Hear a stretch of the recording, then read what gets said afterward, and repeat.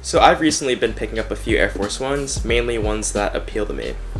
I'm usually pretty hesitant otherwise to pick up Air Force Ones just because they've been so commoditized over the past few years. Pretty much everyone and their mother has some sort of variant of an Air Force One, and it's gotten to the point where they've become a meme. Insert my favorite one right here.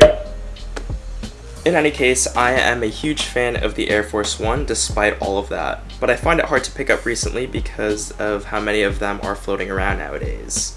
I do enjoy a nice story behind a sneaker, and I really enjoy picking up sneakers that you wouldn't catch most people owning. So this vintage Air Force One is the perfect pickup for me. So this is a pair of the Air Force One, obviously, but it's a Lebron James PE, or player exclusive, from 2003. And they were supposedly limited to 3,000 pairs. Starting with the materials on here.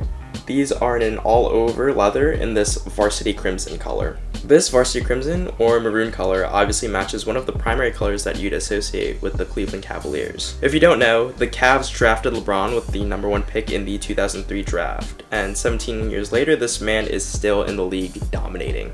I've pretty much been a LeBron fan since day one, and to prove it to you guys, I dug up this old LeBron James jersey from 2003, and it's in a kid's medium there, if you can tell.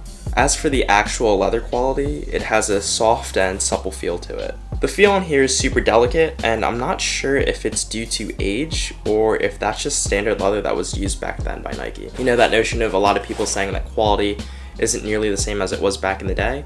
Might be the case here. Either way, you can see the grain to the leather, and I think it might be a genuine leather just given the times back then. I don't believe these were listed as a premium, so it's not mind-blowing leather. But in any case, they're still holding up just fine and still super wearable. More of that maroon color can be found at the outsole, and if you could tell, I bought them obviously in gently worn condition. But for being a 17-year-old sneaker, these things are still pretty mint. The insole is that same maroon color with a LeBron logo at the heel.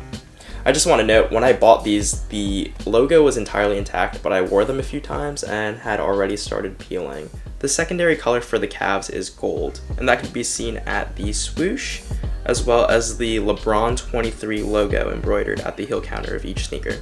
To me, the embroidered logo is what really sets the sneaker off, really apart from any other Air Force One. I also just keep saying it, but for being a 17-year-old sneaker, the paint on here is still pretty crisp and not a lot of chipping going on. Small hits of the Cavs alternating navy blue color can be found at the heel, the toe through the swoosh, and the back heel where it has the Nike Air.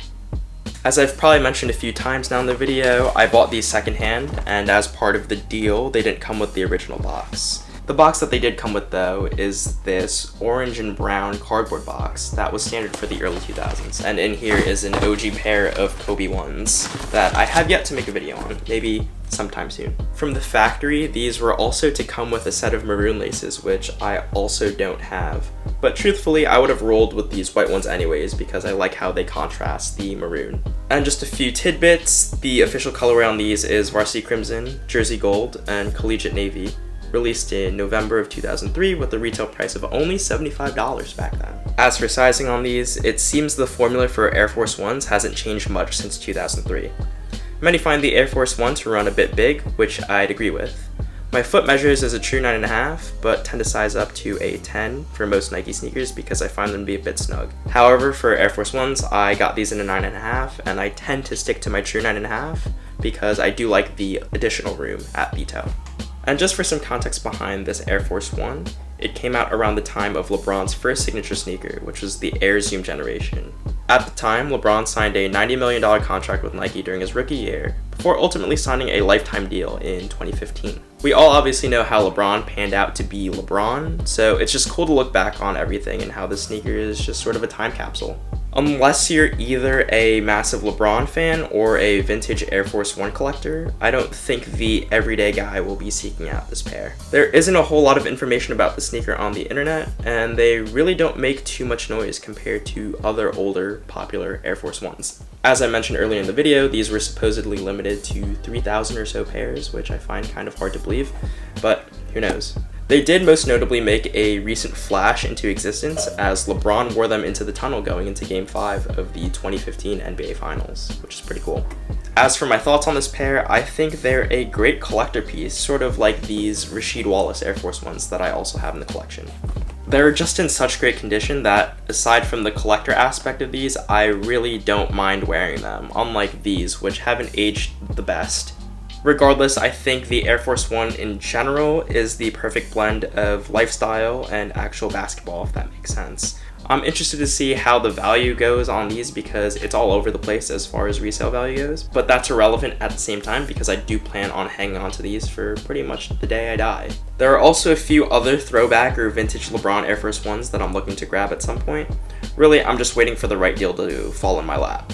Either way, this pair is a great one to wear right now during the summer or in the colder months with some jeans. In any case, that's enough rambling from me, and that about wraps it up for this video. Let me know what you think of this pickup, this 2003 Air Force 1 LeBron James PE. Do you like them? Do you not? Are they something that you go and grab? Let's talk about it in the comments. If you like this video, let me know by dropping a like and consider subscribing to the channel if you aren't already.